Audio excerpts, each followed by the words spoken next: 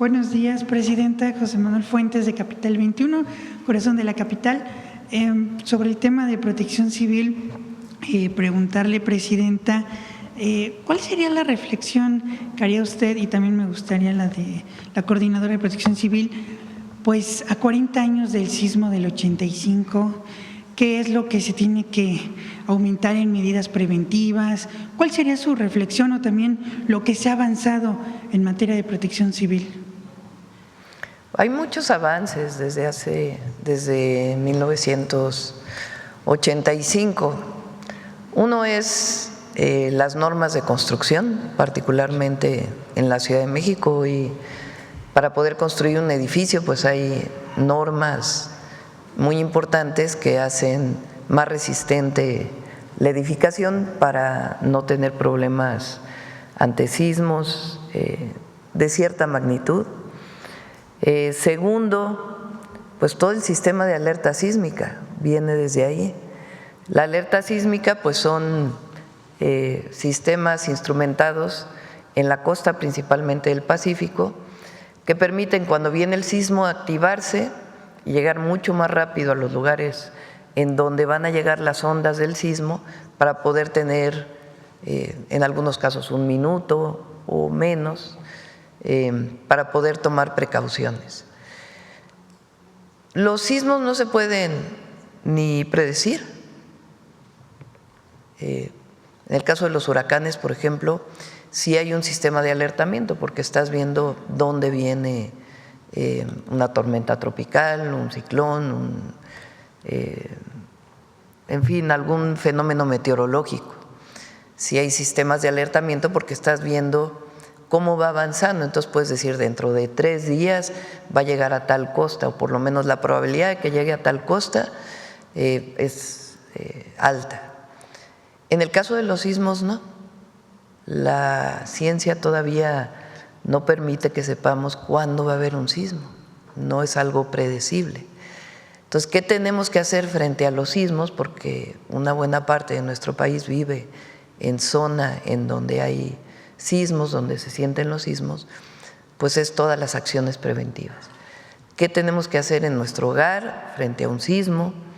¿Qué tenemos que hacer cuando suena la alerta?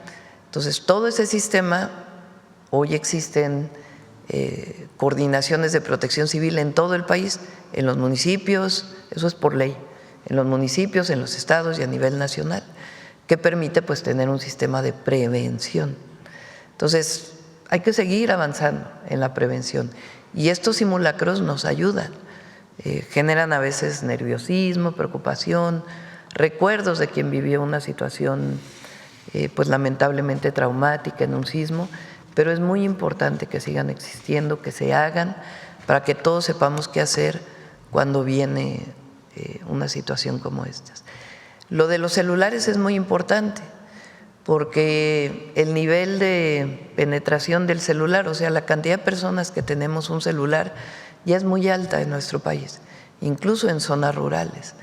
Entonces, a lo mejor no tienes una alarma cerca de tu casa o no sonó la alarma del sistema estatal, pero sí tienes el celular en donde te alertan para que puedas tomar todas las precauciones. Entonces, hay mucho avance y hay que seguir trabajando en ello. Porque también, le quiero preguntar sobre este mismo tema, ¿por qué Chiapas no tiene estaciones del sistema de alertamiento sísmico mexicano y desde hace 12 años tiene otro sistema como privado?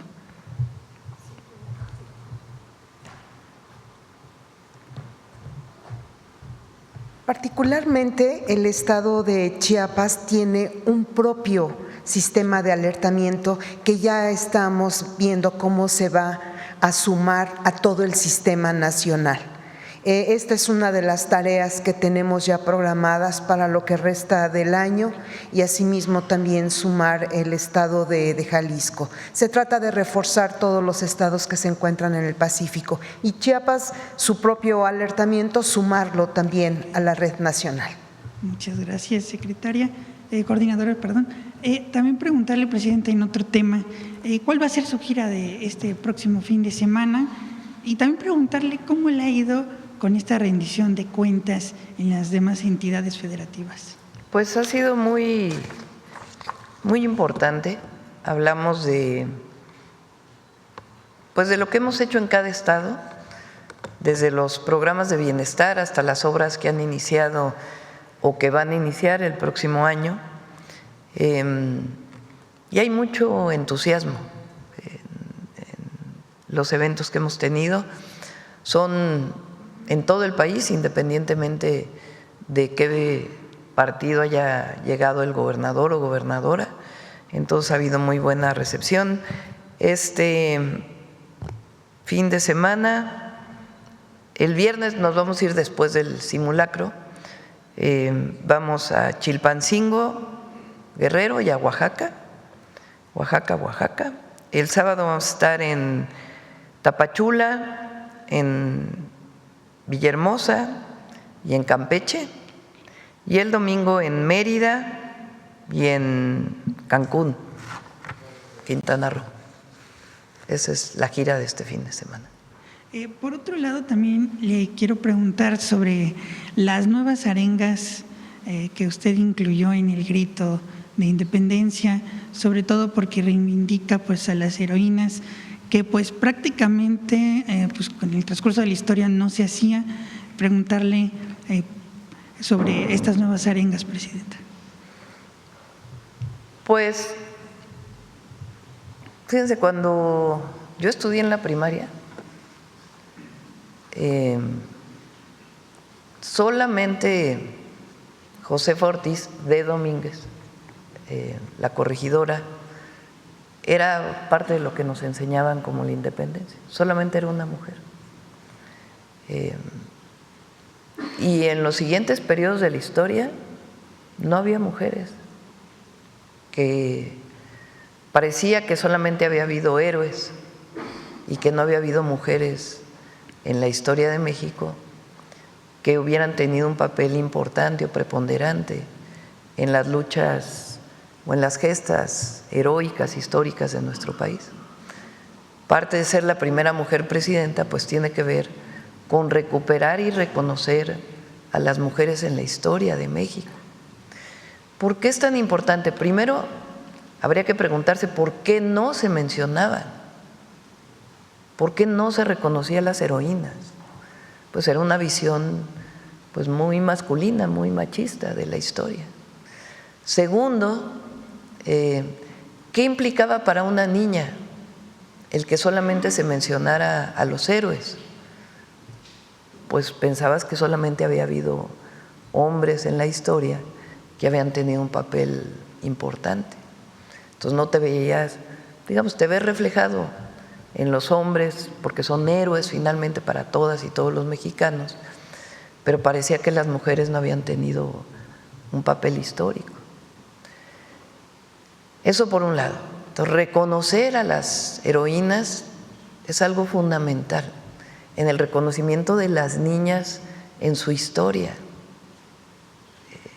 y cómo las mujeres también participaron en papeles importantísimos.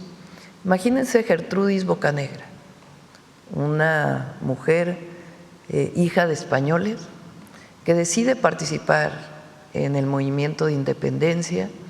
Ella pasaba información, la descubre el virreinato, la detiene, la tortura y le pide que dé toda la información sobre los insurgentes. Y ella no la da y es fusilada en la Plaza de Pátzcuaro.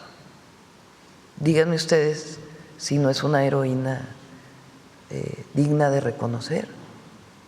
O una Leona Vicario, la primera periodista, mujer, reconocida. O la capitana Manuela Molina, que por cierto en Wikipedia sale como Manuela Medina. Estuvimos haciendo varias investigaciones, Noemí tal vez lo platique mañana, que es Manuela Molina, Molina Medina, Manuela Molina Medina. Ella es una mujer indígena porque Gertrudis Bocanegra, Josefa Ortiz, Leona Vicario, ellas sabían leer y escribir.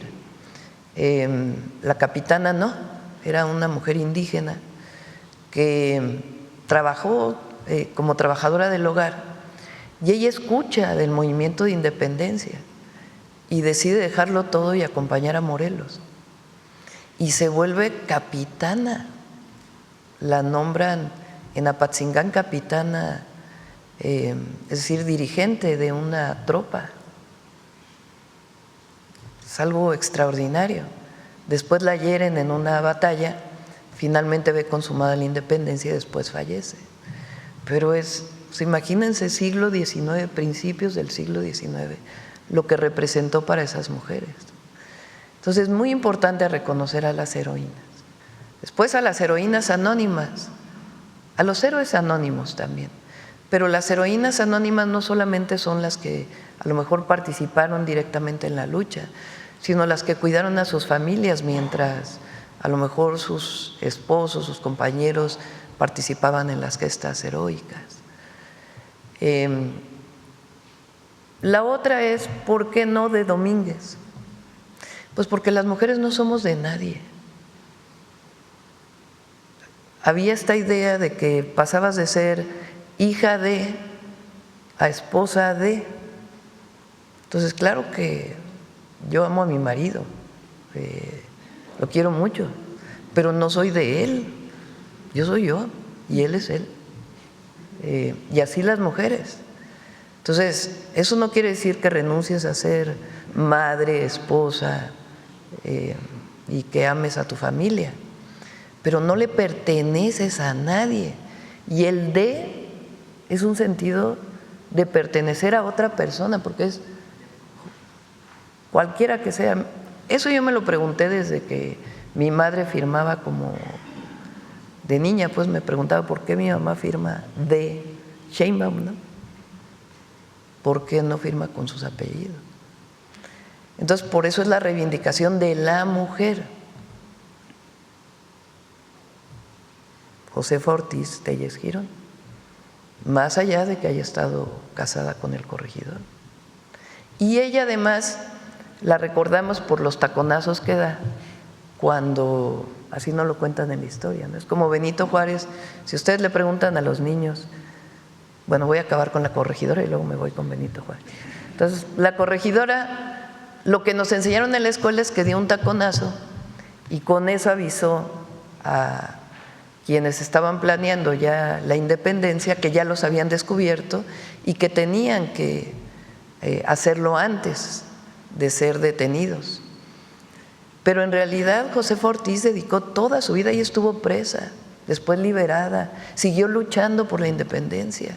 Esa parte de su vida no nos la cuentan, solamente como si hubiera informado, porque lo escuchó, que iban a apresar a quienes iban a gritar la independencia, entre ellos el cura Miguel Hidalgo y Costilla. Y ella tiene una historia de lucha de toda su vida, incluso por encima de la de su esposo. Entonces es muy importante para las mujeres, pero al mismo tiempo en el grito de independencia pues había que reivindicar a nuestras hermanas y hermanos migrantes que hoy no la están pasando bien, de manera muy injusta, y también a la dignidad del pueblo de México y también a la libertad, porque la libertad no es una demanda histórica de la derecha, no. Esa viene de la gesta heroica de nuestro pueblo, y la democracia también, y la igualdad también. Entonces, pues pensé en todo eso para dar el grito. Ahora, de Benito Juárez, lo recordé porque en la escuela nos enseñan que Benito Juárez viene de Guelatao, que de niño salió de su casa muy temprano porque quería estudiar, que llega a casa de su tío, después conoce a la familia Maza y de ahí se nos borra la historia. ¿Qué hizo después Benito Juárez? ¿Quién sabe? Todos recordamos el niño que salió de Guelatao, entre otras cosas porque quieren que se olvide la reforma, la Constitución del 57, muchos conservadores que no quieren que eso se recuerde, lo que significó la propia vida de Juárez o la invasión francesa y la lucha contra la invasión francesa. Entonces se enseña poco qué hizo Juárez como presidente, pero sí que era un niño, que es importante, pero es en realidad su historia. Hoy sale un artículo de Aguilar Camín reivindicando a Iturbide y al terrible Miguel Hidalgo, que era un guerrero que lo único que quería era muerte. Se les olvida que antes de llegar a la Ciudad de México tomó una decisión muy valiente de no tomar la Ciudad de México por la cantidad de muertes que iban a hacer, cuando ya tenía prácticamente todo listo. Por eso se llama el tren El Insurgente, en rememoranza por las Tres Cruces. Entonces, Iturbide que venía del realismo, viene el acuerdo con Vicente Guerrero del famoso abrazo de Acatempan, pero cuando llega al poder Iturbide se corona como emperador y ahora quieren reivindicar a Iturbide, cuando Iturbide en realidad al mero final luchó contra el ejército de la Nueva España, pero él era parte de eso, más allá de lo que pudo significar para la entrada del ejército trigarante. Pero en realidad hay que recordar que Iturbide llegó y se puso la corona de emperador, y quienes habían luchado por la independencia dijeron: no luchamos tanto tiempo por la independencia para acabar siendo un imperio, no, queremos la democracia. Y es cuando sale la Constitución de 1824. Esa parte de la historia es la que reivindicamos con el humanismo mexicano. Es decir, tanto los pueblos originarios, que es el otro gran cimiento, como los más de 200 años de independencia. Y esos héroes y heroínas, muchos que no conocemos sus nombres, que hacen del país que somos hoy. Entonces hay quien recuerda la invasión francesa como lo mejor, o hay quien imita a los que fueron a buscar a Maximiliano, como lo dije ayer en el discurso, porque están buscando la injerencia extranjera, porque no tienen ninguna ya prácticamente apoyo popular en nuestro país, entonces lo buscan afuera. Y hay algunos que siguen buscando afuera el apoyo hacia su pensamiento. Y no, el pueblo de México hoy tiene conciencia de su fuerza y de su historia. Y eso es lo que le da una enorme dignidad y poder. Muchas gracias, presidenta. A ver, vamos. Por acá la compañera que no había. Gracias, presidenta. Buenos días. Olga Ojeda Lajut, corresponsal de Diario del Istmo, Imagen de Veracruz, del Corporativo Imagen del Golfo. Presidenta, me voy a ir al puerto de Veracruz para comentarle que ya van más de un mes en donde hay retrasos importantes en la aduana del puerto. Ninguna autoridad del puerto ha dado alguna explicación pública, pero ya los agentes aduanales y transportistas nos comentan que la justificación es la falta de los equipos de gama para revisión de mercancías. Básicamente lo que queremos saber, sabemos que esto retrasa obviamente el comercio, pero queremos saber si tiene ya alguna fecha, bueno, si está enterada de esto y también si ya tiene fecha para la inauguración de la nueva aduana del puerto de Veracruz. Marino, el almirante, nos informa, se están colocando los nuevos equipos.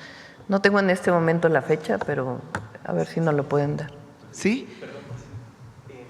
Jorge también está ayudando en eso. En particular en Veracruz ya están instalados. A ver, ¿por qué? A ver, gracias. Sí, perdón. Buenos días, con permiso. En particular en la aduana de Veracruz ya están instalados los equipos de rayos X.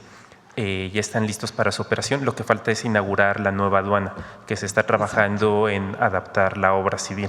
Falta ahí un pararrayos que se está terminando de instalar y se terminará de instalar este mes para que se pueda inaugurar. ¿Tienen una fecha aproximada? Finales de este mes estará listo ese pararrayos, es para proteger justamente estos equipos, ya que en el puerto de Veracruz, como sabes, hay tormentas Sí. eléctricas, es lo único que falta para echarlos a andar y poder inaugurar la nueva aduana. Sin embargo, ahorita no vemos nosotros encolamiento. Lo que sí ha pasado es que hay cierre de puerto en ciertas fechas recientes por las tormentas, lo cual es totalmente normal, pero no hemos visto hasta el momento un encolamiento más allá del que provoca cuando se tiene que cerrar el puerto y cuando se vuelve a abrir, efectivamente se encola, pero porque había ya mucha mercancía parada previamente. Muy bien, muchas gracias. Gracias, con su permiso. Gracias. Y bueno, por otro lado, Presidenta, en la administración del presidente Enrique Peña Nieto se retiró el buque escuela para la Marina Mercante. Y esto obliga a que egresados de planteles como la Escuela Náutica Mercante Fernando Silicio y Torres, pues tienen que hacer sus prácticas en embarcaciones particulares de banderas extranjeras. El tema es que los retrasa hasta un año para que puedan titularse. No sé si existe algún proyecto de su administración para dotar de un buque escuela a la Marina Mercante, como el que se tiene en la Secretaría de Marina, Sí para sus existe. egresados de la universidad. A ver si nos manda una nota el almirante también. Sí está contemplado. ¿Sí? Sí. Sí está contemplado. Es Para parte de este año. los proyectos de Marina. Finalmente, Presidenta, el 13 de marzo algunos familiares protestaron de los trabajadores petroleros que fallecieron en la explosión de una caverna en Tuzandépetl en 2023. No sé si lo recuerde, ya que el área jurídica de Pemex no les había entregado una indemnización, lo que consideraron un trato indigno. Pemex reconoció la muerte de 5 trabajadores, de los cuales 3 siguen sin ser localizados. En respuesta a las dudas sobre la indemnización para estos casos, el secretario general del sindicato, Ricardo Aldana, mencionó que el 14 de mayo pasado que los pagos ya estaban próximos a entregarse, basándose en un supuesto plazo legal para declarar a los desaparecidos como ya fallecidos. Preguntarle si realmente existe dicho plazo de ley y, de no ser así, ¿en qué fase se encuentra el proceso de indemnización?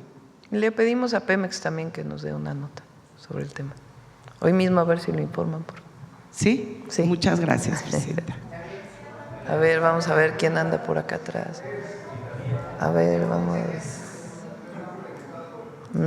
¿Quién no ha preguntado? A ver, recientemente, por acá. Híjole, todos han preguntado, todas han preguntado. Ya por acá. A ver, Carlos, aquí del Heraldo, y luego vamos allá atrás. Buenos días a todas y Tú todos. no has Carlos preguntado. Navarro de Heraldo Media Group. Presidenta, después del grito del desfile militar, ¿qué lección considera usted que le deja a los niños y a las niñas principalmente el ver a una mujer encabezando estos actos tan importantes en México? Es un símbolo muy importante, por eso, además, como lo digo, no llegué sola, llegamos todas, porque no es el esfuerzo de una mujer en particular, es la lucha histórica de las mujeres y es parte de la transformación del país, el que haya una mujer presidenta. Y se vuelve normal, no se vuelve raro. Hoy hay, ¿cuántas gobernadoras están gobernando? 13 gobernadoras. Espero que en el 27 sean 16, la mitad. Ya es normal, pues, que tengas una gobernadora, ya no es raro. Entonces, para las niñas y para los niños, no es exclusivo de las niñas, pues es que las mujeres participan en la vida pública igual que los hombres. Y eso es muy importante, muy importante. El que haya una presidenta, pues se vuelve que, bueno, pues las mujeres también podemos ser presidentas, no está negado para nosotras. Entonces es un símbolo muy importante. Eso tiene que ir acompañado, evidentemente, de políticas que influyan en que no haya violencia contra las mujeres, que haya cierre en la brecha salarial y todo lo que llamamos el sistema de cuidados, el que las mujeres tengamos, y así lo deseamos, oportunidad de salir a trabajar porque hay un espacio donde podemos dejar a nuestras hijas y nuestros hijos seguros, o que las mujeres que normalmente somos las que cuidamos tengamos la oportunidad de tener el apoyo del Estado para poder no ser una obligación, sino en todo caso una elección. ¿Qué papel tendrán las maestras y los maestros en este caso cuando algunas generaciones crecimos con el Josefa Ortiz de Domínguez y ahora es Josefa Ortiz Telles Girón, presidenta? ¿Qué papel deben de tener las y los maestros en las nuevas generaciones para permear pues esto? Ha cambiado mucho, ¿no? La verdad, de cuando yo estudié a la fecha han cambiado muchas cosas.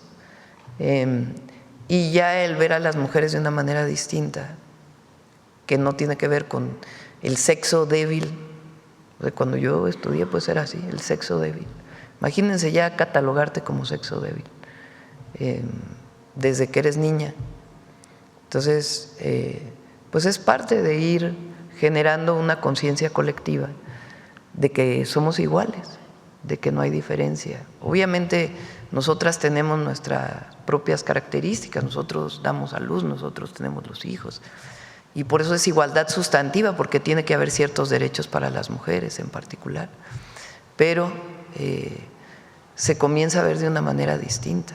Y eso son cambios culturales muy importantes.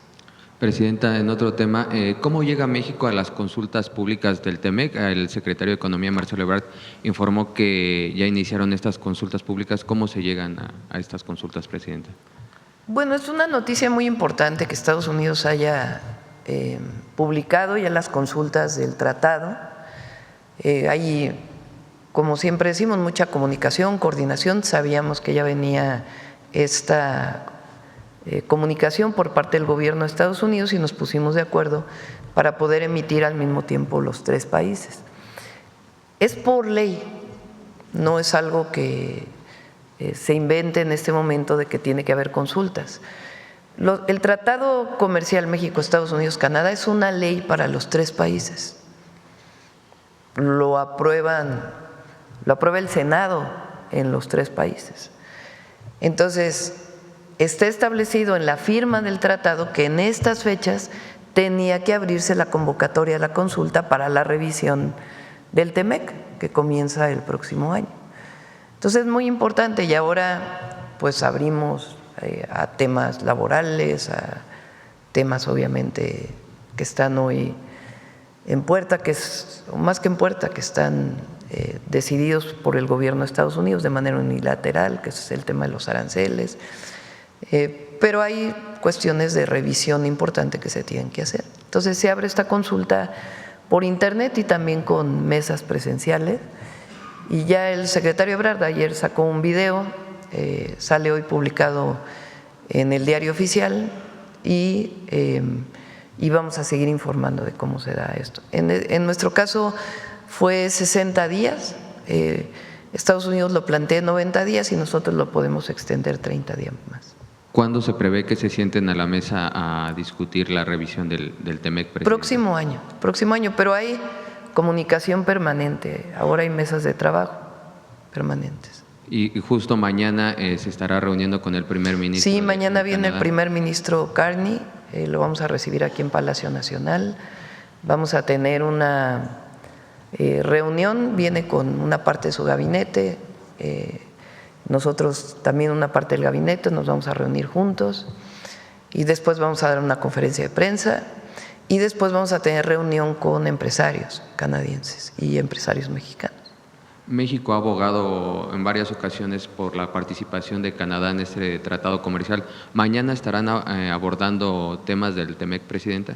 Sí, pero también de la relación bilateral, obviamente del tratado comercial, pero también el comercio directo entre Canadá y México y algunas cuestiones de inversiones económicas y otros temas. Por ejemplo, hay visas especiales de trabajo de mexicanos que se van a Canadá y algunos otros temas importantes. Presidenta, ¿qué objetivos tiene la reforma a la ley de amparo que se está proponiendo? Mañana va a venir, el viernes. El viernes vienen Ernestina Godoy, consejera jurídica el exministro Saldívar, el ministro Saldívar, para poder explicar cuáles son las características de todas las leyes que se enviaron, algunas antes y ahora la ley de amparo, para poder cumplir con la reforma al Poder Judicial. Se garantiza el derecho que tenemos como ciudadanos al amparo frente a actos de autoridad, sobre todo se disminuyen tiempos y características de cuando hay una sentencia firme de la Corte. Ahora, por ejemplo, puede haber una sentencia firme de la Corte, pero una persona se puede volver a amparar en la ejecución de la sentencia. Bueno, entonces, si ya fueron 20 años de juicio, ya hay una sentencia de la Corte, ¿cómo después te puedes amparar varias veces, una vez teniendo una sentencia firme de la Corte? Entonces, temas de ese tipo se ven en la iniciativa que enviamos, y sobre todo la reducción de tiempos, hacer de la ley, de la aplicación de la ley de nuestro sistema judicial,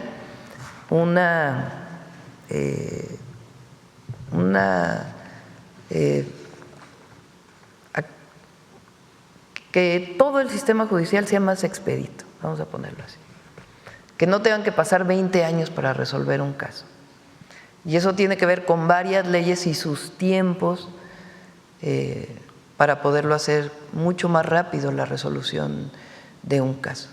Que no haya personas que llevan tantos años en la cárcel y que no se sentencian, porque hay amparo sobre amparo sobre amparo. Por supuesto, se defiende al ciudadano frente al acto de autoridad, que eso es muy importante en la ley mexicana, en la norma mexicana, pero que se haga más expedito, que sea más rápido las resoluciones. Eso tiene que ver con todas las leyes que se están modificando y en particular en la ley de amparo, que sea más expedito todo el procedimiento y al mismo tiempo que cuando hay una sentencia firme, pues no vengan otra vez años para la ejecución de la sentencia. Y por último, retomando el tema del TEMEC, esta propuesta esta iniciativa del tema de propiedad industrial, ¿tiene que ver con el TEMEC, Presidenta, que se envió al Legislativo? Es hacer más ágil el registro de patentes, esencialmente eso, hacer mucho más ágil el registro de patentes. En otros países una patente puede tardar 1 año, aquí se puede tardar 3, 4 años. Entonces, ahora que además pues la tecnología va tan rápido, el registro de una patente en tanto tiempo pues genera, digamos, problemas para su posible desarrollo. Entonces, tiene que ver con eso, sobre todo lo de la propiedad intelectual. Muchas gracias, buen día a todas y todos. A ver. Muchas gracias. Buenos días, Presidenta. Buenos días a los servidores públicos aquí presentes y a los colegas. Presidenta, vimos en la ceremonia del grito que usted dedica unos momentos a decir y hablar sobre nuestros hermanos y hermanas migrantes, lo cual pues ha causado una conmoción en la comunidad en Estados Unidos. El pasado lunes la Lotería Nacional realizó con mucho éxito el sorteo, el gran sorteo de México, con motivo de los migrantes, lo denominó con M de migrantes. Le quiero decir que pues la Lotería Nacional tuvo pues muchos programas de difusión en estados fronterizos como en Tijuana, Ciudad Juárez y Nuevo Laredo. Presidenta, la Lotería Nacional informa que se superaron las expectativas de venta y pues, posiblemente rebase los 100 millones de utilidades para apoyo de los paisanos. Además, informa la Lotería Nacional que fue una de las ventas más exitosas en términos de ventas especiales, como en el 2024 y en el 2023. La pregunta sería, Presidenta, con esta respuesta del pueblo de México al llamado que usted hizo aquí en la mañanera, ¿qué mensaje le daría a la población? Y en ese sentido también preguntarle, Presidenta, para los mexicanos les exhortaría a continuar con esa tradición en México que es el jugar a la lotería para honrar a nuestros hermanos migrantes, porque pues principalmente la lotería es para la asistencia pública. A ver si el mismo viernes viene Olivia para informarnos todo lo de la lotería y también Cancillería para poder explicar en qué se va a utilizar el recurso.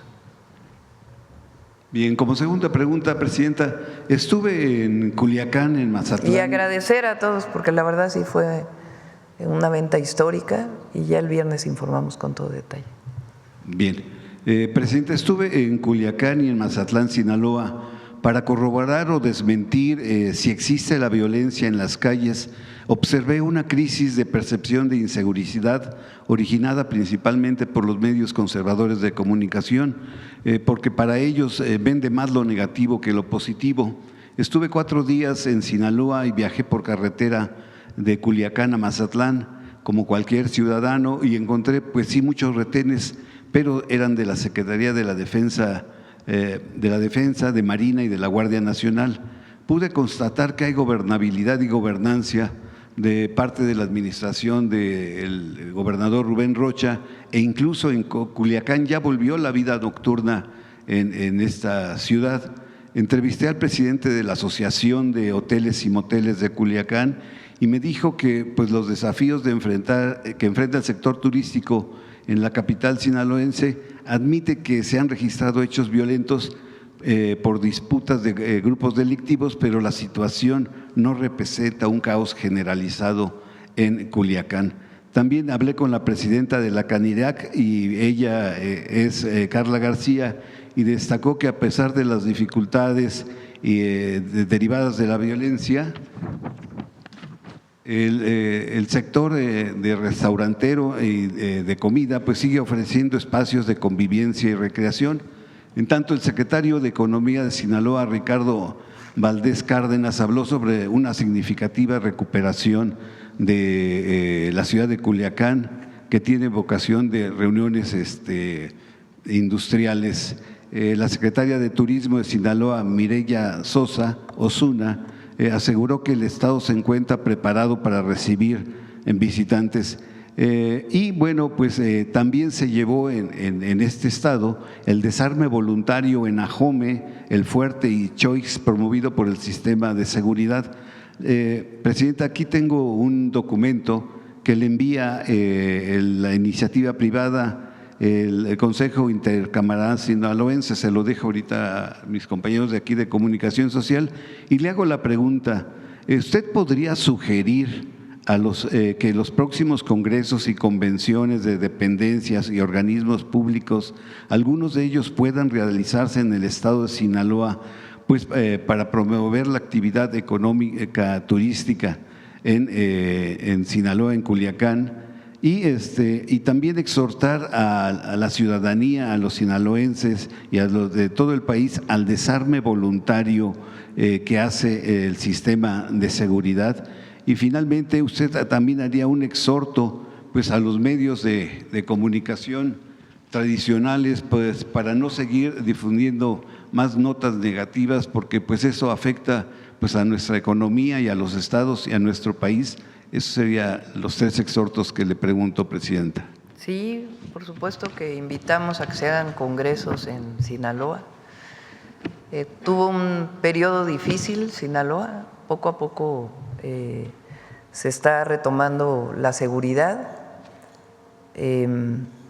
Hubo un periodo no solamente de homicidios, sino también robo de vehículo que subió, y poco a poco se está retomando. Hay muchas fuerzas federales en Sinaloa, Guardia Nacional, Secretaría de Seguridad y Protección Ciudadana, Marina.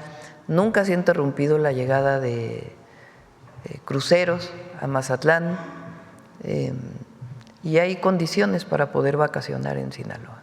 Y es una presencia muy grande para proteger a la ciudadanía, y van bajando los delitos. Y hay comunicación con todos los empresarios, con todos. Hay algunos que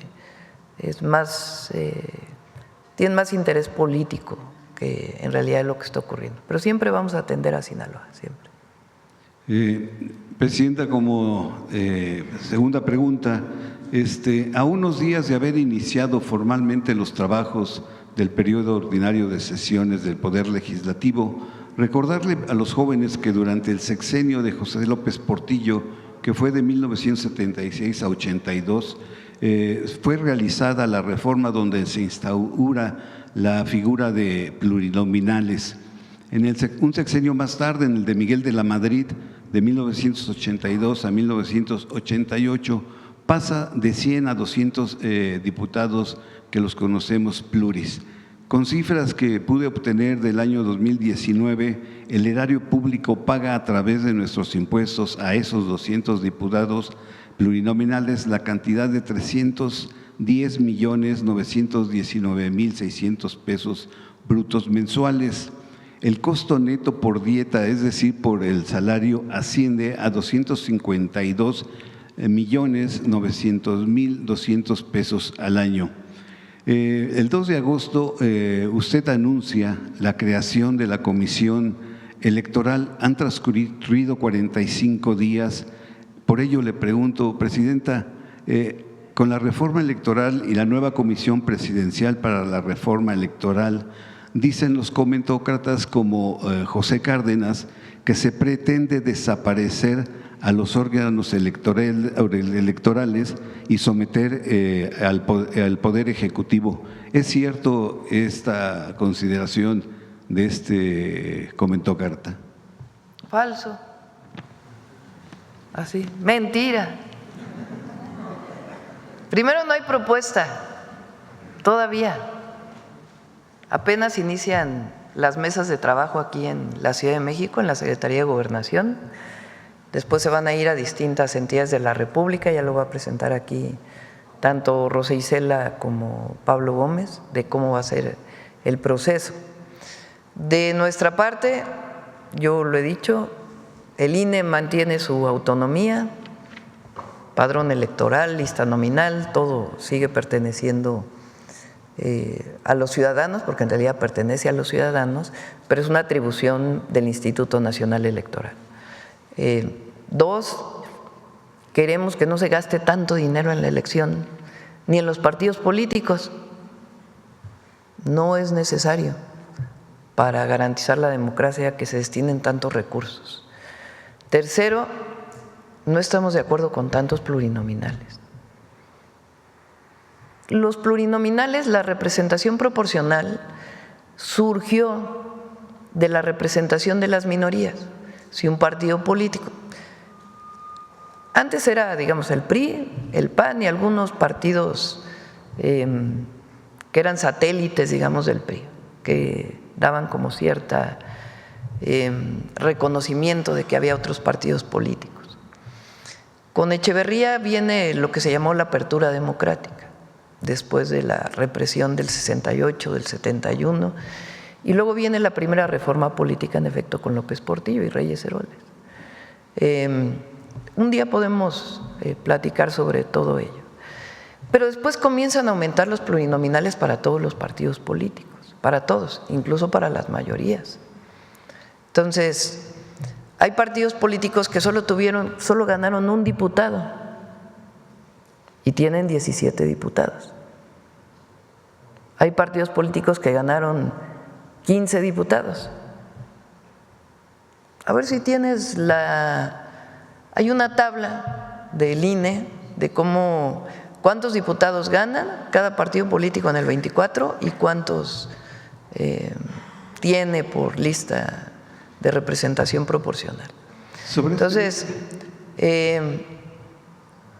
y además la gente no está de acuerdo en que haya tantos plurinominales. Entonces no quiere decir desaparecer la representación de las minorías, ni mucho menos, pero sí revisar por qué tienen que ser tantos diputados y por qué hay partidos que ganan un diputado y tienen 17 diputados. Presidenta, usted me está diciendo que pues se requieren que las elecciones sean más baratas, más económicas. El presupuesto del INE es de… Que no se gaste tanto, porque es recurso público. El presupuesto es de 15.3 mil millones de pesos para el INE en el 2024 y por dar un ejemplo… ¿Cuánto dijiste? 15.3 mil millones de pesos. Entonces, pues es una cantidad de… 15.300 millones. Y por ello, Presidenta, yo le preguntaría, ¿usted avalaría para abaratar las elecciones del 2030 que la credencial sea digital para que se haga un voto por internet o electrónico? Y esto diría también de que se eliminaría el PREP, que también cuesta muchísimo. Eso… Hay países donde hay voto electrónico y al mismo tiempo te dan un boleto que dice que votaste, una garantía de que votaste. Entonces, ¿por qué nosotros no podemos discutir eso? Todo está abierto. Sería mucho más fácil para nuestros paisanos si no tuvieran que registrarse 3 veces para poder votar. ¿Por qué no podemos discutir ese registro que hacen nuestros paisanos para poder votar? Sacar su credencial de elector y además volverse a registrar y volverse a registrar para poder acceder al voto. Entonces, por eso abrimos a la discusión. Nuestra opinión es que tiene que haber menos recursos para los partidos políticos y para las elecciones. Eso no quita que no sean transparentes, que no se hagan bien, pero no es necesario tanto recurso. Bien, finalmente, presidente… Por cierto, aprovecho para… Otra vez Zedillo salió a decir que se acabó la democracia en México. Zedillo, que de nuevo vamos a volverlo a decir. La Bastida, candidato presidencial del PRI en el 2000, escribe sus memorias. Y en la primera parte de sus memorias dice textual que la única manera que él puede explicar que no recibió apoyo en la elección es porque Zedillo pactó con Estados Unidos que entrara el PAN en el 2000. Bueno, ¿cómo este personaje puede hablar de democracia? ¿O cómo puede hablar de democracia cuando rescató de manera muy corrupta con el FOBAPROA a bancos, empresarios, sin que hubiera transparencia de ese proceso, y a los deudores los dejó en la calle, a la gente? ¿Qué tan democrático es eso? O cuando él decide acabar con la Corte que estaba antes y nombrar a los nuevos ministros de la Corte, porque él mandó las ternas y el Senado las aprobó, pero a petición de él. O sea, él decide quién iba a ser la Corte, él. O sea, imagínense la contradicción y la casi ironía de lo que está diciendo. Entonces, claro, ¿el país es distinto? Sí, por fortuna. ¿Quién lo decidió? El pueblo. Finalmente, Presidenta, compartirle que en este espacio de comunicación circular, los últimos días de la administración del expresidente Andrés Manuel López Obrador, yo le presenté aquí mi proyecto de tesis. Ahora me permito informarle que el pasado 12 de septiembre tuve mi examen profesional en mi escuela de periodismo Carlos Septín García y alcancé el grado de maestro.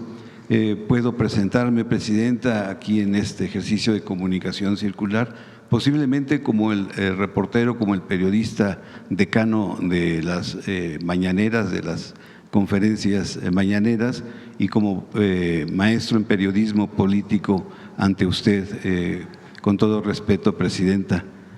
Por ello, y finalmente le pido… Felicidades por el título, además. Gracias. Por ello le pido que me acepte un ejemplar de mi tesis y le dejo otro para ver si me pudiera usted escribir o poner algo en ella. Muy bien. Gracias. Aquí, ¿se la Vamos, dejo? seguimos. Sí, sí se la das al compañero y ahorita. Muchas gracias. Gracias. Felicidades. Bueno, vamos, ¿quién más? A ver, aquí y luego acá atrás. Y Muy luego buenos días. Alma allá atrás y luego acá. A ver si nos da tiempo. Muy buenos días, Presidenta. Vicente Serrano, conductor de Sin Censura TV. Hace unos minutos hablaba de los paisanos y paisanas y percibí un tanto de pesar, corríjame si estoy equivocado, por la situación que están viviendo. Yo quiero preguntarle qué le han informado sobre la situación en Chicago, en donde la situación ya está que arde. Aquí hemos advertido, le he mencionado, que continúan las tácticas intimidatorias en estas redadas con agentes o presuntos agentes enmascarados. Y yo advertía que esto podía salirse de control. Desafortunadamente hay un caso del paisano Silverio Villegas González, que en paz descanse. No ha quedado claro qué fue lo que ocurrió, pero fue ultimado a balazos por parte de los agentes que intentaban arrestarlo. Deja huérfanos a 2 niños y quiero saber qué le han dicho. Quiero reconocer también a la cónsul general de México en Chicago, Reina Torres, que en una entrevista con mi compañero, amigo periodista Toño Ruiz, hablaba de que se están siguiendo los procesos para que quede establecido qué fue lo que ocurrió. Pero este es solamente uno de otros casos. Antonio también este fin de semana ha documentado un caso que me parece perverso, de agentes que detuvieron a una familia que iba al desfile de la Villita, así se le conoce al barrio allá, el desfile más importante del medio oeste de Estados Unidos para la comunidad mexicana, y arrestaron a los padres, pero dejaron a 2 menores de edad en el automóvil en plena calle. Y fue afortunadamente por esos héroes y heroínas sin capa que pues están a salvo esos niños. Es la señora Marta Idalia, que es conductora, Marta Idalia Cantú, que es conductora de estas aplicaciones como Uber o Didi, que es la que termina rescatando a los niños. Yo aquí le he insistido, y perdón por la insistencia, Presidenta, sobre las presuntas violaciones de derechos humanos. ¿Qué le han informado a usted? Porque tengo entendido que, de acuerdo a las declaraciones de Reina Torres, la cónsul general de México en Chicago, ya hay un reporte para el canciller. ¿Qué le han dicho de este caso, Presidenta? Primero no solamente públicamente, sino también se solicitó toda la información al gobierno de los Estados Unidos. Y estamos muy atendiendo tanto a la familia como en la investigación de realmente qué pasó. Eso es lo primero. Segundo, condenarlo, evidentemente. Y tercero, estamos a través de la Cancillería buscando diferentes mecanismos, porque una parte tiene que ver con proteger a nuestros hermanos migrantes allá con los consulados, que han avanzado mucho, la verdad. Todavía hay más que hacer, pero han avanzado mucho en la comunicación, en la asesoría, en la comunicación en el momento que ocurre una detención con los consulados. Digamos, de hace un año a la fecha estamos en mejores condiciones y se está trabajando de manera muy directa con todos aquellos que deciden pedir apoyo al consulado.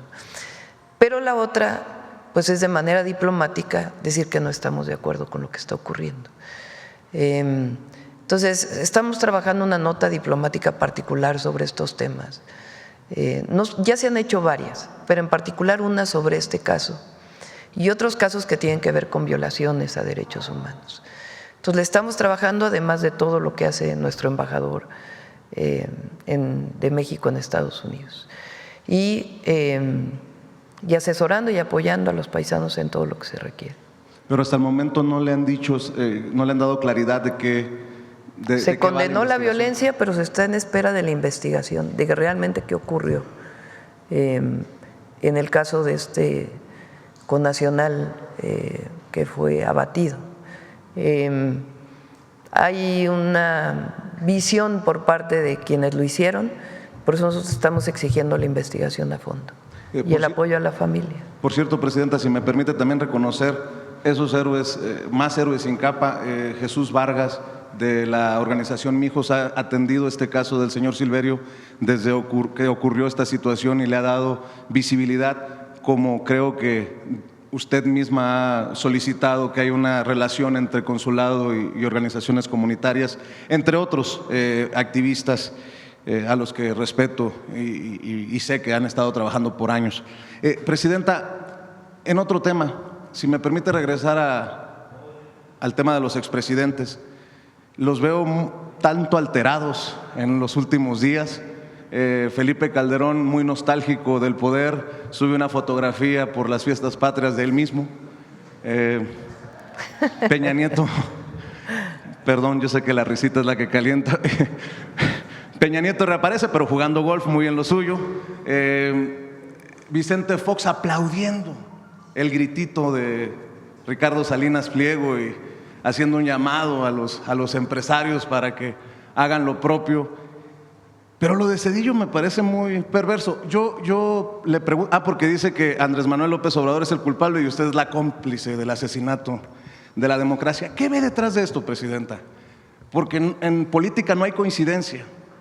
Como que han salido en montón, ¿no? No salieron uno a uno, salieron en montón. ¿Qué reflexión hace o qué piensa de esto o de estos esfuerzos en contra del gobierno que usted encabeza, presidenta?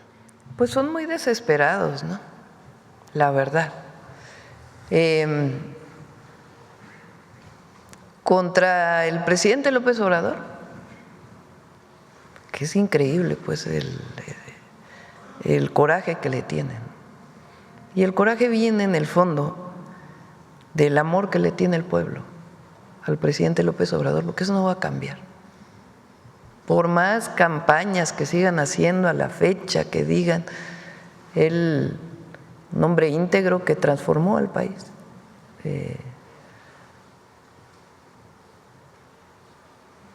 Todo lo que se hizo en 6 años, eso no va a cambiar en la historia de la gente y en el cariño. Entonces, buscan que si una cosa, que si otra, que si otra, que si otra. Loret de Mola, dedicado en cuerpo y alma a decir mentiras, por cierto, hace 3 días, ¿no? Reconoció que dijo otra mentira. Ya no le quedó de otra más que decir, no, la verdad sí mentí. Otro montaje. Hice otro montaje, así. Vamos avanzando. Y ahora, es muy grande el apoyo popular a la transformación, muy grande. Y tiene que ver con que la gente se da cuenta del cambio y está de acuerdo, así de sencillo. 13.5 millones de mexicanas y mexicanos salieron de la pobreza. 13.5 en 6 años. Se redistribuyó la riqueza. Claro, hay algunos que no lo soportan, pues ellos quisieran seguir teniendo los privilegios de antes y se victimizan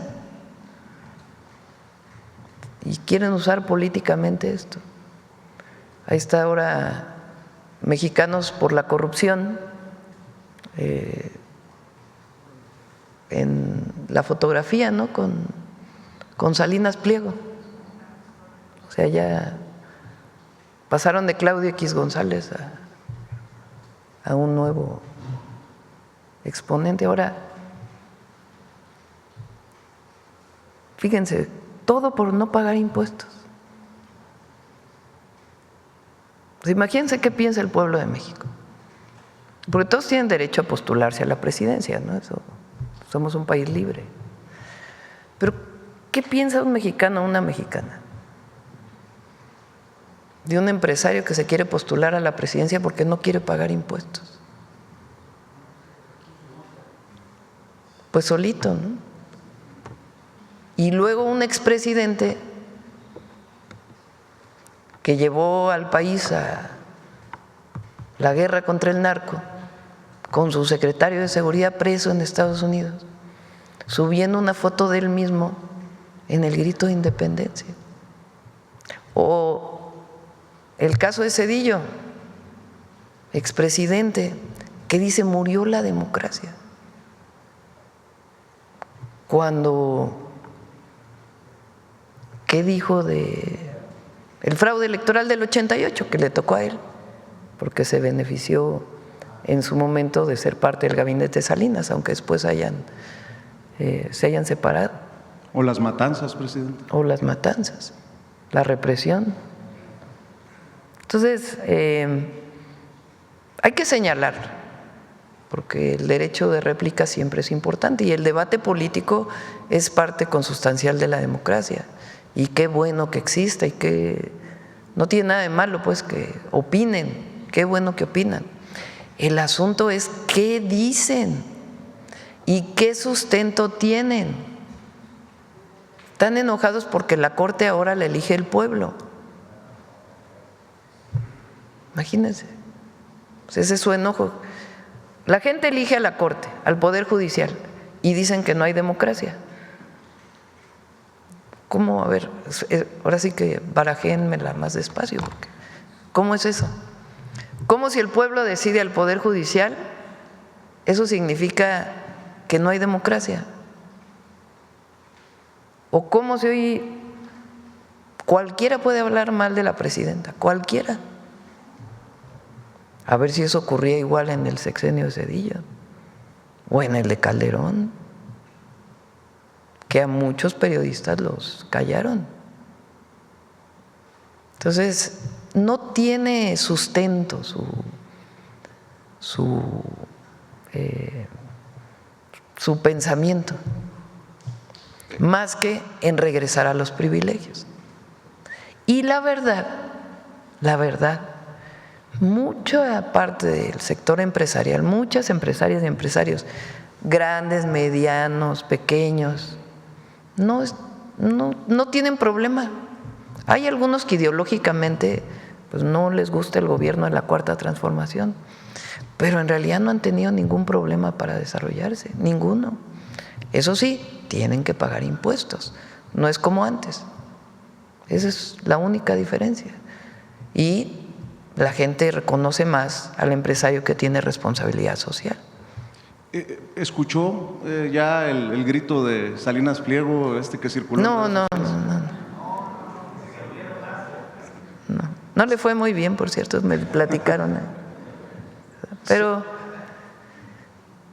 imagínense, pues no sé. No. Se lo pregunto porque la narrativa esta de la dictadura, el autoritarismo se cae por ellos mismos.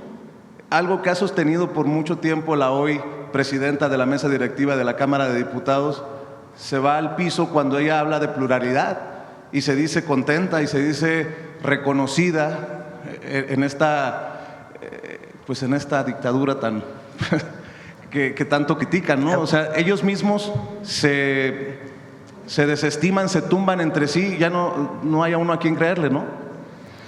Se cae, por eso digo, a ver, díganme en qué sustento están sus argumentos. O sea, cualquier argumento tiene que estar sustentado en la realidad, ¿no? Claro que los análisis políticos pueden ser distintos a partir de una visión, pero tiene que tener algo de verdad, algo de realidad. Entonces, hay censura. ¿Dónde hay censura? Hay autoritarismo. ¿En dónde? ¿Dónde está el autoritarismo? Yo tenía ganas de gritar ¡viva la verdadera democracia! Pero no, ya. Para cerrar de mi parte, presidenta, en un tema muy serio. Después de su discurso histórico como la primera comandanta suprema en encabezar el desfile cívico-militar de ayer, el almirante secretario también pronunció un discurso poderosísimo, que creo que también va contra todo lo que se ha dicho de colusión con el crimen, de un gobierno corrupto. ¿Usted leyó el discurso? Cuando lo escuchó, ¿cuáles son sus reflexiones? Porque es muy fuerte y creo que ha caído muy bien en la gente de a pie, que era lo que esperaba, presidenta. Para cerrar, si me permite pedirle sus opiniones, sus reflexiones. Sí, tienen que saber que cuando habla un cadete, en algún evento en donde yo estoy presente y habla un cadete, el propio general secretario, el almirante secretario, un secretario de Estado, no leo nunca los discursos previamente. Ellos hablan libremente.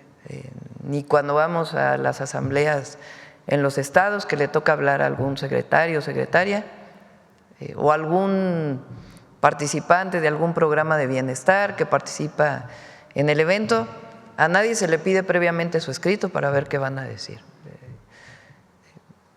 Incluso solamente se les orienta para que no sea muy largo, para que no… Eso es todo. Pero incluso cuando se lleva más tiempo también se les permite seguir participando en los eventos. Si alguien en el público quiere decir algo, incluso a veces lo he invitado a subir, o sea, no hay ninguna orientación.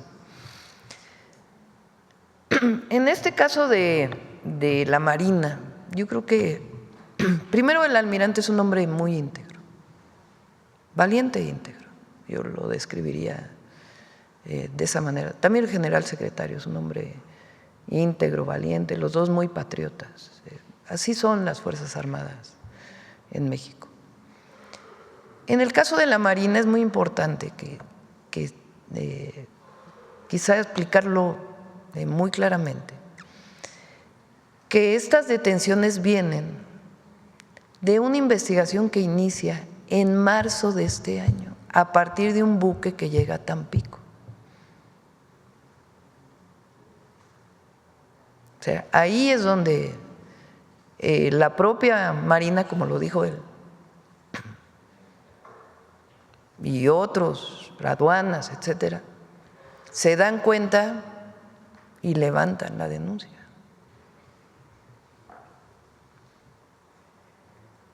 Porque ya estaba ocurriendo en marzo de este año, o sea, estábamos nosotros en el gobierno.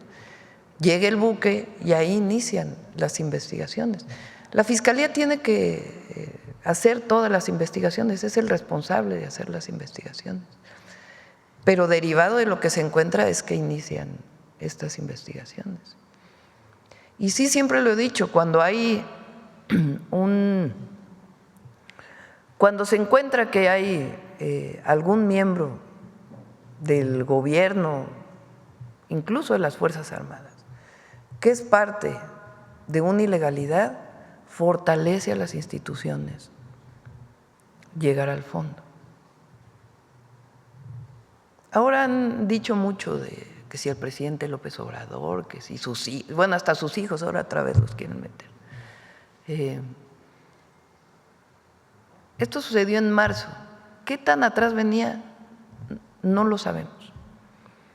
Lo que sí podemos decir es que el presidente López Obrador es un hombre íntegro, y eso lo sabe el pueblo de México. Y que toda esta crítica que están haciendo y demás se cae por su propio peso. Pero que la Fiscalía tiene la obligación de investigar y llegar a fondo de quiénes más estuvieron involucrados. ¿Cuántas empresas estuvieron involucradas? Porque ya no están llegando buques, evidentemente, con combustible ilícito. Entonces, ¿qué empresas compraban ese combustible ilícito? Entonces, muy importante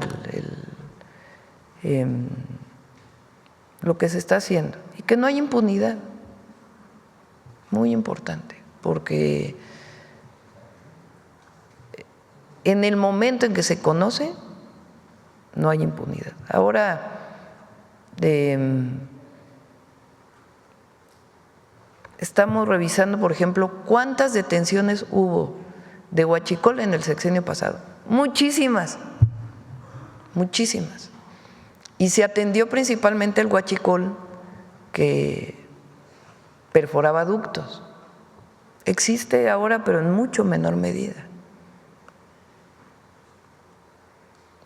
Este contrabando de combustibles lo encontramos ahora en marzo de este año, y de ahí vienen las investigaciones. Muchas gracias, presidenta. Buen día.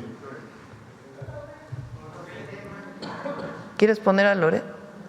Ya viene el detector de mentiras después. A ver, ¿quién dije? Alma allá atrás. Perdóname, Alma, acá primero y luego Alma, y luego ya nos vamos porque ya se hizo tarde. Mucho gusto, Presidenta. Graciela Bravata, de Ahora Noticias. Y bueno, retomando, es imposible, aunque parezca un tema trillado, pero estamos a menos de cumplir un año de haber llegado a la Presidenta. Y sí, ya un año. Y digo estamos porque somos las mujeres que estamos celebrando este año junto con usted. Y es por eso que me permito realizarles las siguientes preguntas, con todo respeto, porque la semana pasada debe de saber, Presidenta, y con todo respeto a mis compañeros, que mi profesión es abogada. Y siempre, desde los 18 años, decidí la defensa de las mujeres, porque también fui una mujer violentada. Y nos buscan, dado que nos dan el privilegio de estar aquí ante usted. Y pues como dice el título, es Conferencia del Pueblo. Y la voz, nos piden un tema muy delicado, que si bien es cierto que la Fiscalía y los tribunales son independientes, autónomos, piden que fortaleciendo, me perdona son mujeres y me duele que han sido tan victimizadas, tan ignoradas. Y me estoy refiriendo al FEBINTRA, que es la Fiscalía Especializada de Delitos de Violencia de las Mujeres, Grupos de Situación de Vulnerabilidad y Trata de Personas en la Fiscalía General de la República. Resulta ser que muchas han sido, lejos de ayudarlas, llegan con sus problemas de violencias y encuentran el stop, la falta de sororidad. Encuentran que le dan la espalda y que no. Me voy a omitir los nombres de las personas, pero si usted me lo permite, le hago llegar el documento, porque ellas me piden que si a bien lo tiene, les pueda dar una asesoría con su asesora jurídica, la licenciada Ernestina, que las pueda atender. Ellas ya no saben qué puerta tocar. Unas son de… ¿En dónde es, perdón? Es de aquí de la Ciudad de México, una de Tabasco, y son dos de Tabasco y una de la Ciudad de México. No es una sola. Entonces, si usted pudiera intervenir, porque realmente ellas dicen, se supone que es un lugar que nos pone para que nos apoyen. Y es horrible, Presidenta, que una mujer en tiempo de mujer esté siendo revictimizada. Quien preside ese lugar es la licenciada Leticia Soto. Pero así como en ese tenor de la Fiscalía de FEBINTRA, hay otros también en temas de derechos humanos. Y pudiera yo llevarme toda la mañana aquí, por eso me voy a permitir solamente hacerle estas dos preguntas, porque sí me gustaría que se le tome en consideración, sobre todo en el caso de Tabasco, las denuncias sobre violaciones de derechos humanos a las que las víctimas pues presuntamente han sido invisibilizadas por la Comisión de Género del Tribunal Federal de la Justicia Administrativa. Y se señala que la titular de dicha comisión es la magistrada Magda Zulema Morris Gutiérrez, esposa de Rafael Macedo de la Concha. Estas dos personas en dos áreas distintas están haciendo que las mujeres hoy no podamos celebrar a como queremos, que es tiempo de mujeres. Otro caso también de Tabasco es una persona que tiene en Jalisco su denuncia, fue por ley vicaria, el marido la golpeó, ellos son oftalmólogos, ellos vinieron aquí a Presidencia la semana pasada y ella sufre porque ahorita una juez de Jalisco le dio la libertad a esta persona que ya estaba preso y teme por su vida. Son muchos casos, Presidenta, pero es el tema central, son las mujeres. Entonces yo les suplico como mujer y como voz de parte de ellas que si a bien lo tuviera, poderles dar el cobijo, el respaldo a través de asesoría jurídica. Sí, le decimos a Citlali mejor. Hay una subsecretaría donde está Ingrid Gómez, que está dedicada justamente a apoyar estos casos. Ernestina también puede ayudar, obviamente, pero se los pasamos a Citlali si nos haces favor. Y pues una última pregunta. Él dice que va a estar en Villahermosa. ¿En qué horario? ¿Ya saben qué horario va a estar? Aquí lo traigo. Son muchas cosas esta semana. Mañana viene Canadá y luego Estamos a las 2 de la tarde. A las 2. A las 2. En Tapachula a las 10:45, en Villahermosa a las 2 y en Campeche a las 6. Y muchas felicidades. El sábado 20. Muchas felicidades Sábado 20 de septiembre. por ese grito tan extraordinario que nos hizo estremecer. Gracias, presidenta. Gracias. A ver si nos dio a las 5 de la tarde. 5 de la tarde. Mañana a las 5. Mañana nos vemos en la mañanera, de todas maneras. No sé si es aquí o en el patio. ¿Aquí? Aquí.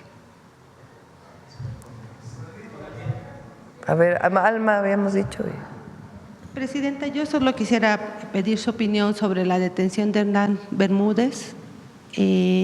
¿Cómo fue que se le localizó en Paraguay? ¿Va a haber se van a explorar alternativas para poder acelerar su extradición? Sí, lo está viendo Cancillería para que pueda acelerarse la extradición. Es una orden de aprehensión y fue un trabajo muy importante, sobre todo el Centro Nacional de Inteligencia, de poder ubicar dónde estaba. Y pues el trabajo que se hizo con las autoridades de Paraguay para su detención. Y se está esperando pues ya que pueda ser pronto la extradición para que pueda pues tener su juicio aquí en México. ¿Qué significa para usted esta detención, presidenta? ¿Para el gobierno mismo, para Morena mismo? Digo, al final de cuentas ya el senador Adán ha dicho que está dispuesto a comparecer si es que es requerido. Por favor.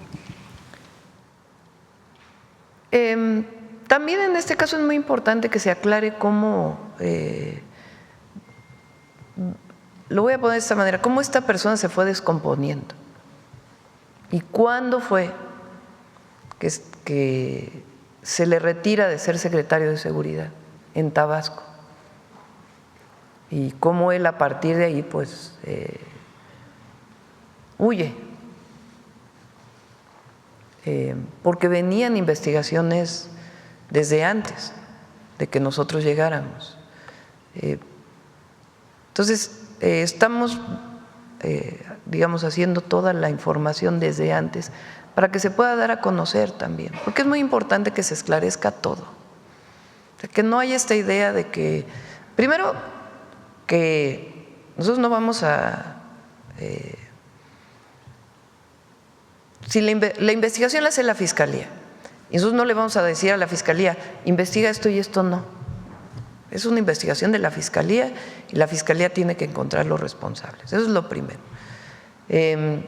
Segundo, el senador Adán Augusto, que cuando fue gobernador fue su secretario de Seguridad, él está dispuesto a declarar todo lo que sea necesario. Ya lo dijo públicamente y también lo ha manifestado a la propia Fiscalía General de la República y a la Fiscalía de Tabasco. Eso es lo segundo.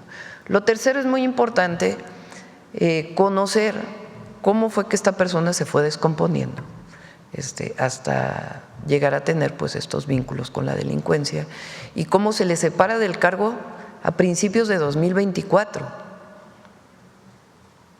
Y ya la investigación se hace por la Fiscalía de Tabasco cuando se dan cuenta pues que esta persona sigue involucrada como generador de violencia en el estado de Tabasco, vinculado con diferentes delitos. Él ahí huye y dado que tiene una orden de aprehensión, pues se siguen todas las investigaciones. La idea es que venga aquí y que aquí declare y que se esclarezca todo, pero lo importante es la cero impunidad. Eso es muy importante. No importa si fue secretario de Seguridad de un gobernador que fue de Morena, cero impunidad. Y que la Fiscalía haga las investigaciones que tiene que hacer y ante el pueblo de México informar todo lo que se tenga que informar, que no se esconda absolutamente nada. Me criticaron mucho por el compañero del Universal, que por cierto si tuve ahí alguna… si se sintió ofendido o algo así, le pido disculpas. En realidad es importante también que haya en cualquier pienso yo, periodista, reportero, autoridad, también respeto por las familias cuando hay una situación de la muerte de una persona. Entonces, en ese sentido yo me refería, pero las investigaciones, que se investigue lo que se tenga que investigar, nadie va a tapar absolutamente nada. Y que la gente sepa cómo fue que este personaje se fue descomponiendo, en qué momento saben que está vinculado con un grupo delictivo y cuándo se hace la investigación y la orden de aprehensión.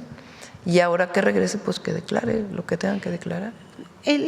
¿Sus operaciones serían exclusivamente en Tabasco? ¿Ustedes le han informado a usted que haya sido también en otros estados? Lo tiene que informar eso o la Fiscalía o el Gabinete de Seguridad. Sí. Son parte no tiene que ver con su declaración, son parte de los relevos que hace Secretaría de la Defensa en función tanto de la actuación de un elemento como cada determinado tiempo relevan a los generales o a quien esté de responsable en una región o zona militar, y normalmente lo que hacen es cambiarlos de zona. No tiene que ver con eso. No. Si no hubiera sido de inmediato, imagínense. Entonces no tiene que ver con su declaración. No tengo en este momento la información, pero con gusto se las damos. Presidenta, por otro lado, quisiera pedirle, con el primer ministro de Canadá, ¿buscará afianzar alguna alianza ante las decisiones que ha tomado Estados Unidos, ahorita que hablaba usted sobre estos aranceles decididos de manera unilateral por el gobierno de Trump? Más que eso, la idea de lo que hemos platicado, cuando lo vi en Canadá, en la reunión del G7, cuando vino una parte de su gabinete, lo que hemos platicado es cómo fortalecer el comercio México-Canadá como parte del tratado comercial. Evidentemente queremos mantener el TEMEC y afortunadamente pues se abren ya las mesas de trabajo relacionadas con su revisión. Entonces los 3 países queremos mantener el tratado comercial México, Estados Unidos y Canadá, pero queremos fortalecer el comercio con Canadá, tanto las exportaciones de México a Canadá como de Canadá hacia México en ciertos sectores, y al mismo tiempo las inversiones en México en distintas áreas de la economía. Siempre, por ejemplo, lo menciono siempre en el tema de la minería canadiense, pues tiene que cumplir con todas las normas ambientales, que no necesariamente los han cumplido. Y por último, Presidenta, finalizó el pacto Delta-Aeroméxico. ¿Esto qué impacto puede tener? Sí, ellos dicen que tiene que ver con la decisión que tomó el gobierno de México con enviar, son 4 puntos los que establece el Departamento de Transporte. A todos los puntos se les contestó muy claramente. En el caso en donde dicen que en el Aeropuerto Internacional de la Ciudad de México tiene más porcentaje, digamos, de los vuelos o de los slots, que se llama Aeroméxico Delta o esta asociación, frente a otras aerolíneas, se dijo, bueno, se puede revisar y si es necesario se abren más espacios de decisiones o de acciones que estaban previamente establecidas. En el caso que sostienen de que haber enviado la carga al Aeropuerto Internacional Felipe Ángeles afectó a la aviación estadounidense, eso no es cierto. Tan es así que todas las empresas estadounidenses que están en el AIFA están muy contentos. Incluso tenemos cartas de las empresas estadounidenses de carga que están muy contentos de que se haya pasado al AIFA, es más rápido, hay más seguridad, en fin, varios temas. Aquellas empresas que pudieran tener algún problema en el AIFA, también se habló con ellos de qué problemas pudieran tener para podérselos facilitar. Y fue una decisión de protección civil, porque había mucha saturación en el Aeropuerto Internacional de la Ciudad de México y ya existía el Aeropuerto Internacional Felipe Ángeles. Entonces no fue una decisión arbitraria, fue una decisión relacionada con protección civil y además, es decir, de mayor seguridad en el Aeropuerto Internacional de la Ciudad de México. Y además todas las empresas están a gusto de estar en el AIFA. Y algunos otros temas que tocan que se resolvieron en la reunión y en algunas normas que tenían que establecerse. Entonces, no sabemos por qué es esta decisión y también los alcances que ya también le vamos a pedir a Secretaría de Infraestructura, Comunicaciones y Transportes, que puede emitir un comunicado de los alcances de esta decisión del Departamento de Transporte. Y también estamos viendo cuál es la razón por la cual toman esta decisión. De todas maneras, sigue siendo competitivo Aeroméxico, que es de las líneas aéreas que tienen la mayor parte de su capital fuera, pero tienen, digamos, los directivos son mexicanos, y las otras líneas aéreas mexicanas, que son competitivas también. ¿Ya le están pidiendo a Estados Unidos una explicación? ¿Le han enviado algún escrito o solicitud? Apenas se recibió el día de ayer y se va a enviar un escrito al Departamento de Transporte. ¿Impacto económico, Presidenta, o qué harán? ¿Qué no medida creemos alterna? que tenga gran impacto económico. Si quieren también, si es esta semana y si no, o mañana, a ver si o pueden emitir un comunicado de cuáles son los alcances de la resolución que se toma. Y pues vamos a estar cercanos también ahí a Aeroméxico para ver los impactos que va a tener esto. Muchas gracias. Bueno, dejamos aquí, ya son 9:30. Mañana nos vemos, y el viernes, y el lunes, y el martes. Adelante.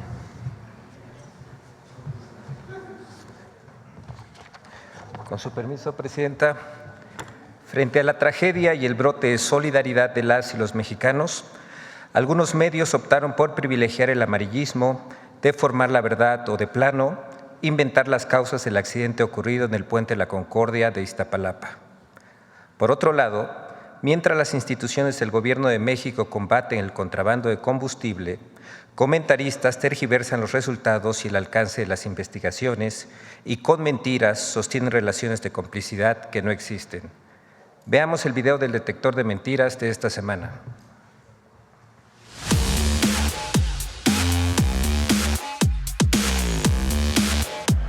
Mentiras sobre la explosión de una pipa de gas en Iztapalapa. Falsos vínculos entre empresas contratadas por el Gobierno de México con el contrabando de combustible y mentiras sobre el paquete económico 2026 son algunas de las noticias falsas que el detector de mentiras localizó esta semana.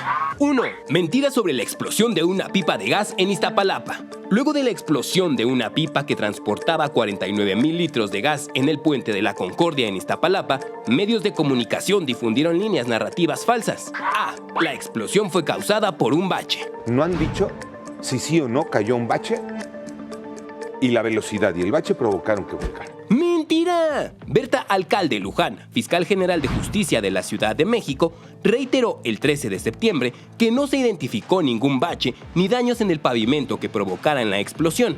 Aseguró que un primer dictamen de hechos de tránsito indica que la causa del accidente es el exceso de velocidad.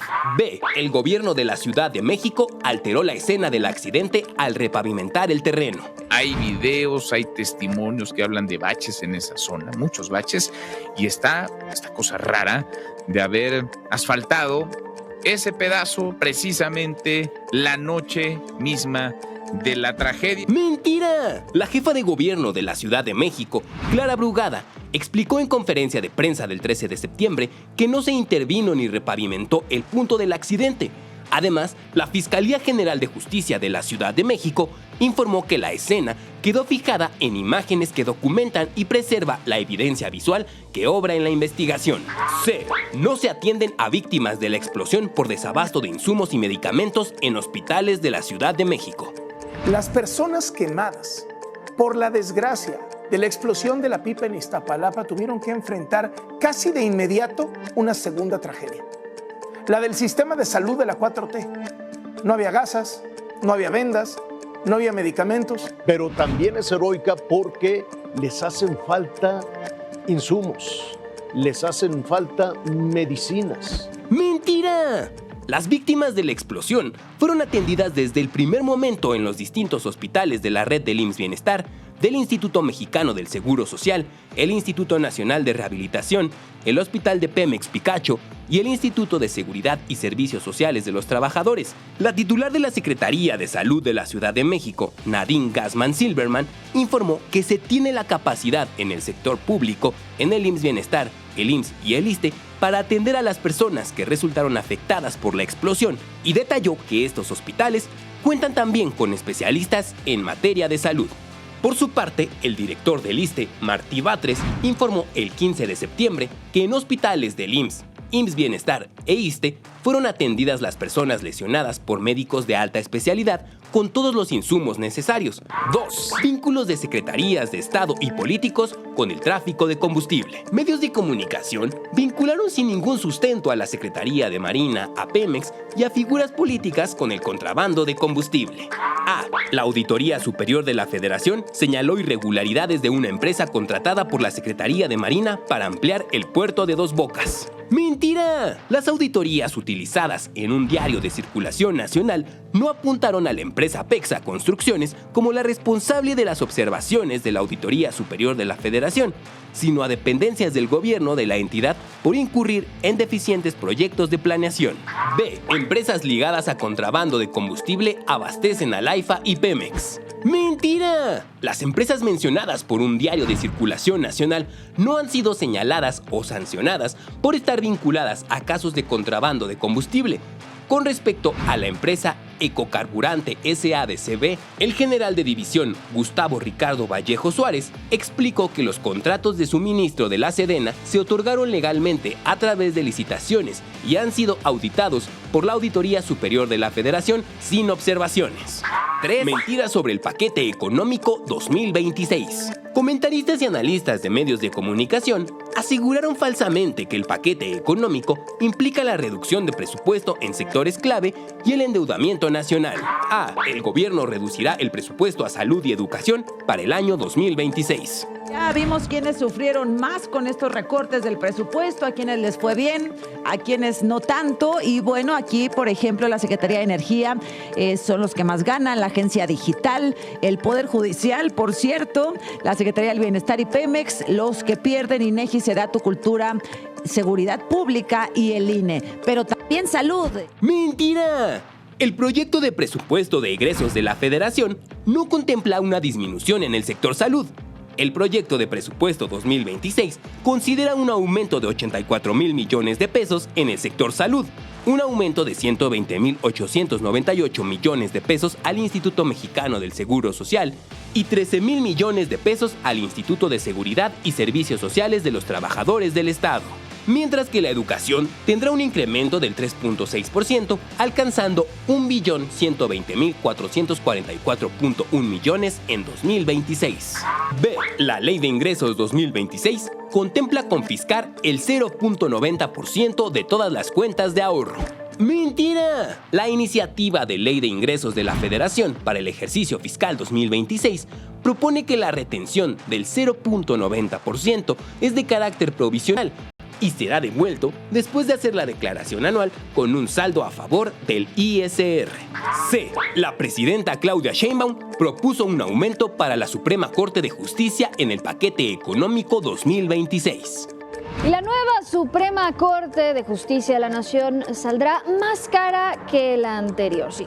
Ese poder judicial austero que nos prometieron, pues no duró ¿ni un mes? ¡Mentira! La presidenta de la República no tiene la facultad de asignar o proponer un presupuesto para la Suprema Corte de Justicia. El presupuesto actualmente contemplado en el paquete económico 2026 fue enviado por la conformación anterior de la Suprema Corte y será facultad constitucional de la Cámara de Diputados de revisar, modificar y, en su caso, recortar el presupuesto que la Suprema Corte solicita para el siguiente año fiscal. 4. Elementos de la CIA realizaron operaciones en conjunto con el ejército mexicano contra los cárteles. Resulta que la CIA sí está haciendo operaciones encubiertas en México y con el visto bueno del gobierno. ¡Mentira! En la mañanera del pueblo del 12 de septiembre, la presidenta Claudia Sheinbaum reiteró que elementos de agencias extranjeras no participan en operativos en territorio nacional con las Fuerzas Armadas en México y detalló que con el gobierno de Estados Unidos existe colaboración y coordinación en el intercambio de información. En ese reportaje se dice que hay agentes de la CIA trabajando con el ejército mexicano en las operaciones. Es absolutamente falso.